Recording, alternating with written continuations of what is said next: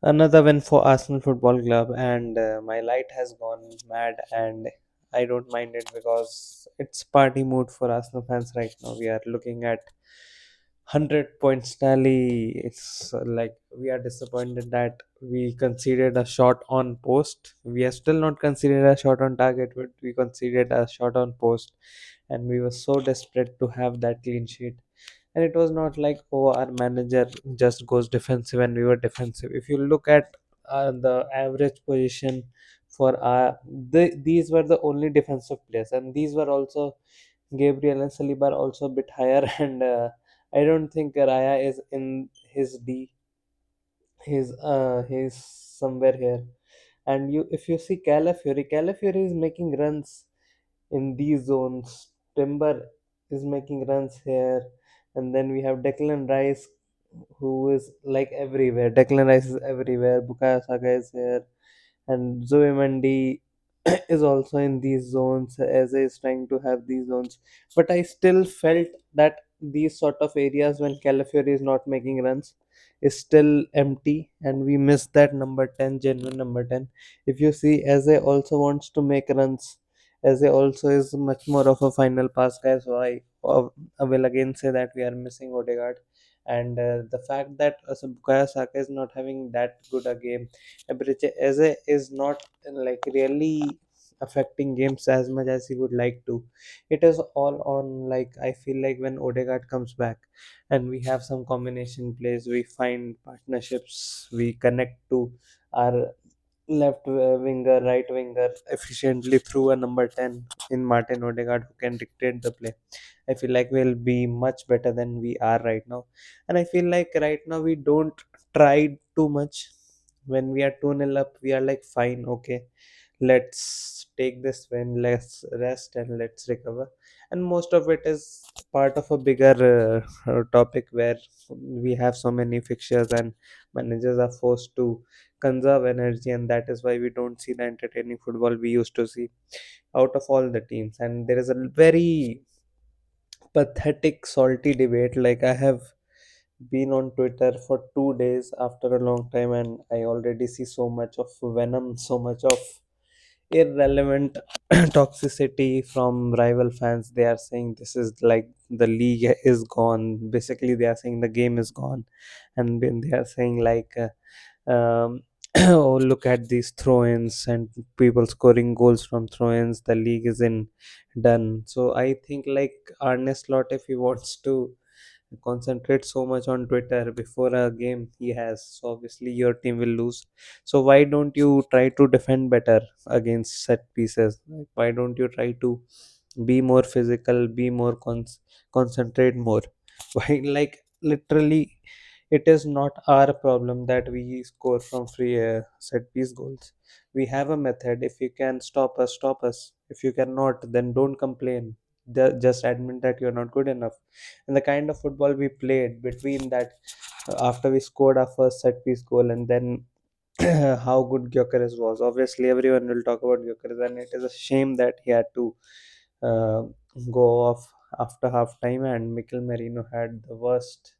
Like, Mikel Merino is so confusing, but let's not talk about him right now. I'll come to him also, and I'll talk about his performance also, which I don't have too many good things to say about.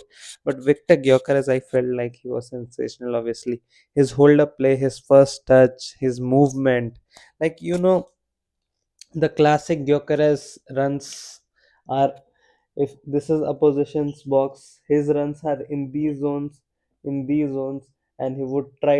come he would try to get away from the defender, and then he'll try to make some passes there. He'll try to come away from defender and make some passes there. Today he was so confident. He had a ball here and he tried to go inside, and he tried to come in, and he tried to make a pass here. And this pass also to Trossard, that was also pretty good. And like, he has adapted a role like Harry Kane. Like, this is very Harry Kane-ish performance where he's distributing the ball, he's showing his physicality, he's holding the ball well, and he's passing to these central areas where chances are created.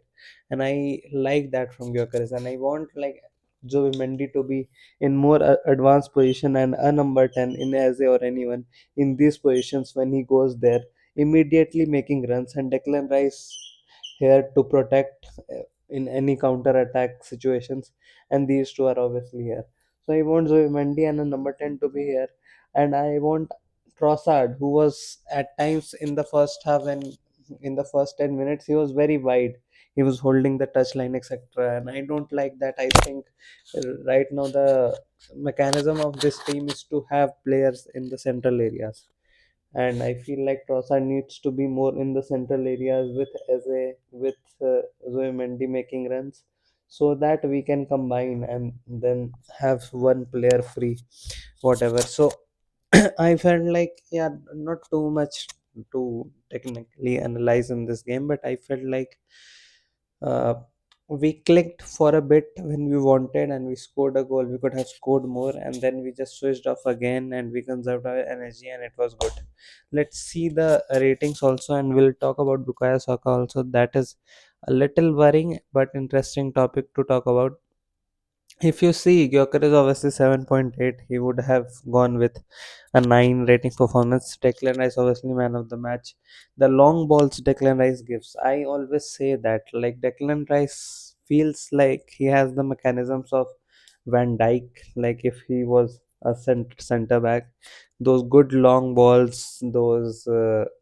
Like obviously physicality he can clear with his headers. He is defensively so solid in tackling, etc. He doesn't let anyone go past him, but he has that free kick, he has that delivery in him that he can produce from time to time. He can score free kicks, so he has the whole lot, and obviously a deserved man of the match performance. So Mendy was also fine. Centre backs rarely had anything to do. Gabriel, obviously, another brilliant, brilliant assist from set piece, and people don't realize this, but it is not as easy to make these assists. He just puts it on a platter for Gyökeres again, and he sometimes he flicks a header and puts it on a platter for someone else. Today with foot, he did that, and it is not easy in that kind of pressure where people are pushing you, holding you, trying to drag you down, etc. And Gabriel just strong as he is, he's doing very well. Trossard has a 7.9, which is surprising because Trossard is one of those players who is very technically gifted, but his technique doesn't really threaten opposition that much. Like, his technique is more to be have the ball near the touch line, sort of like he would have the ball in these sort of areas more, and he won't enter these areas with his tech. He would much more hold the ball and give it back to Calafiori or someone. So it doesn't threaten that much, but he is doing a good job. And I feel like until obviously Martin Odegaard comes back, we need him to do we need him to do a job basically. And I don't see Trossard being a big part of this team going ahead, obviously. But I feel like obviously he was going to be transferred out as well, but we opted to give him a contract instead. But obviously, I feel like he's doing a job. He's in his last year. I hope he wins the Premier League, and then yeah, he is a good, like one of those good players who do a job for you, whatever you ask out of them, and he has come up with crucial goals from time to time. This game, I actually thought like Trossard was getting a bit bullied by Kyle Walker, and Kyle Walker was anticipating the passes that were coming his way very well, etc. And Burnley are not that bad. Like, we made it look very comfortable in the end, but Burnley are not that bad. Calafiori again, good performances. I see him making runs into the box, and I genuinely feel like Arteta had a plan. He really wanted his left back to be very dynamic to enter those areas, and he wanted his right back to like he actually wants his both fullbacks to bomb up the pitch, make runs, and like cause chaos that way. So it is not like Arteta only thinks about defense, and like Arteta has built this team so well. We obviously see here, first of all, I should talk about Bukayo Saka. Bukayo Saka looked really He looked like he was injured genuinely, like not to be too harsh on him, but he looked like he was injured. He was not fit at all, and he was not fast enough. He was not he was looking stiff, etc., etc. As a not enough on the ball, not enough passes through the line that I talk about all the time, like in these zones, central zones, not enough passing combination plays in those kind of areas. Once Bukayo Saka and Breche as a combined together, but as a could not get a free shot. His shot was blocked. So I don't know why I'm yawning, but yeah, not too much to talk about. Not a great deal of sort of like, oh my god, Bukayo Saka is finished or something, like he's never recovering from his injury. But I think like there are a few concerns there, and I wanted Mikel Arteta to sub him off instead of Eze, because you could have easily put Eze in the left wing, Trossard in the right wing, and then Nwaneri in the 10. So you can do those things when you are looking at Saka and you know that he's not looking fit, he's not doing that well. And yeah, it is good to see that Arsenal can go through games without Saka doing anything good. Like Saka was actually our weakness in this game, to be very honest, and we still comfortably beat the team, and we didn't even like think about, oh, Saka is doing so bad and we are not trying creating chances, etc. Like it was pretty comfortable for us. But yeah, Arteta has built this team in a way where we have multiple ways to attack. We can attack from our full backs. Now we have threat in Odegaard and and Waneri and Downman. So we have creative threat, and then we have Bukayo Saka, and that marvel player for our club, and now we have a solid striker in Gyokeres who can hold the ball, who can pass well, who can occupy central defender. So we have so many threats on so many areas, and basically that is why I feel like Arteta is the best manager in world, because he has built a team that is fit to do play against anybody, and who can like play any sort of football. You like I obviously it is the salty fans of oppositions, like opposition fans are really saying that, oh, these players are not at all good on the ball and they only dominate through set pieces. I'm really sorry about this, but I cannot do anything about it right now. But not that a lot of people watch my videos, so who am I sorry to? It is what it is. But I feel like Arteta is far more better than what your opposition fans' opinions would be about him. I heard someone say 3 4 years back, the videos are coming right now that, oh, Arteta is a mid-table club manager. Gary Neville used to say Arteta's ceiling is top four, and if he achieves that, Arsenal need to move on from him, etc., etc. A lot of things have been said about Mikel Arteta, and obviously Liverpool, when we went to Anfield last season, were embarrassing themselves with always the bridesmaid, never the bride, etc. So yeah, it is time to prove what Mikel Arteta's vision has come to right now. We see Hincapie coming in for Calafiori. We see Miles Lewis Kelly coming at the end. We see Norgard, who did pretty decently. Not a big fan of Norgard, but he did decently. We see Merino. If we don't have Havertz, if Gyökeres gets injured, we still have Mikel Merino who can do a job there.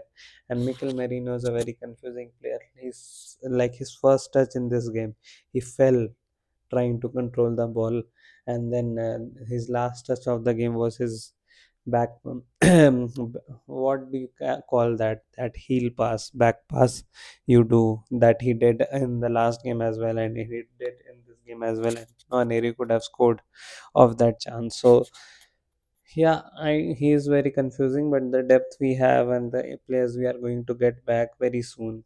Like Saka was not looking at his best in this game, so when Madueke comes back, we'll have that depth in those kind of positions as well, and then we'll have depth in number 10 position, and then This game could have been something like, if we scored the third goal, we could have brought in Dorman as well to give him more experience, to allow him to express himself, etc. etc. We have Mosquera, we have Hincapie who can play now central defense position. He can play left back. We have Mosquera who can play right back and center back. We have Saliba, we have Gabriel, we have Ben White as well in the right back position. So our defense is covered. Our number 10 position is more than covered. Our central midfield positions are not that covered because one injury to Zoe and our passing would be shocking in the midfield. And